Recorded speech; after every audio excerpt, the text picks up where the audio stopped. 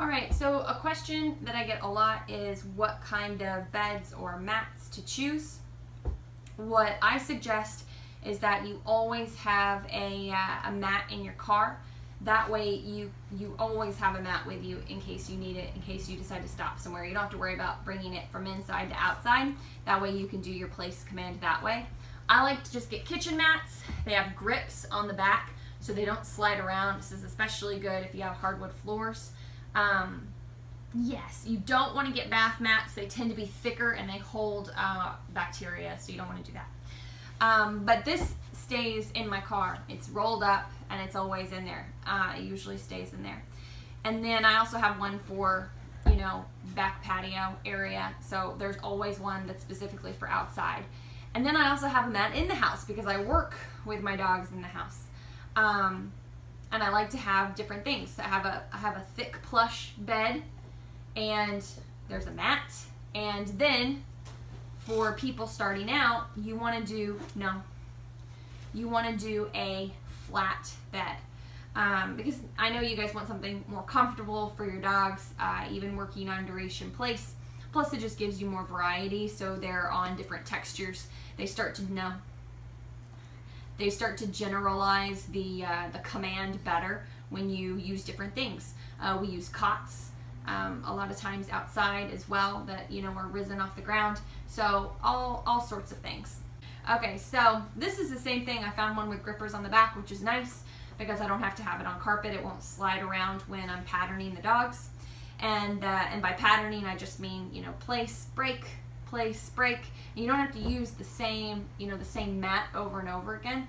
It's lots of fun and really good exercise indoors if you spread them throughout the house. And then you just call the dog off of the mat. You can say break and then call the dog, or you can just call them right off. Say, Winnie, come, and place. And do that, you know, in several areas of the house. So it's really good exercise, really good mental discipline as well. But anyway, the reason that you want to, especially when you're starting out, that you want to target something flatter is because it's easier to get to, and so it creates a little bit more drive.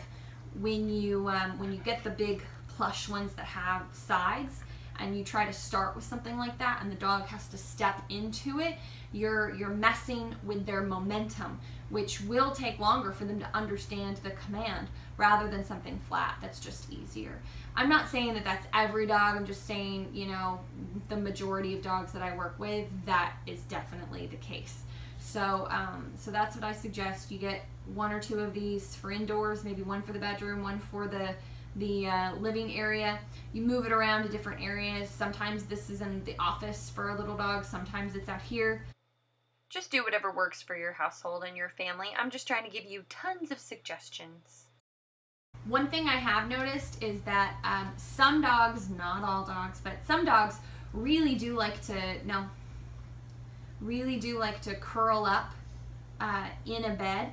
So maybe if you are building up to like an hour of duration place with your dog and you've built up some distance, just to make it easier, if you do want to start to get a more plush bed at that point, where they can curl up, you know, in something with sides to help them just fall asleep rather than working on the command itself.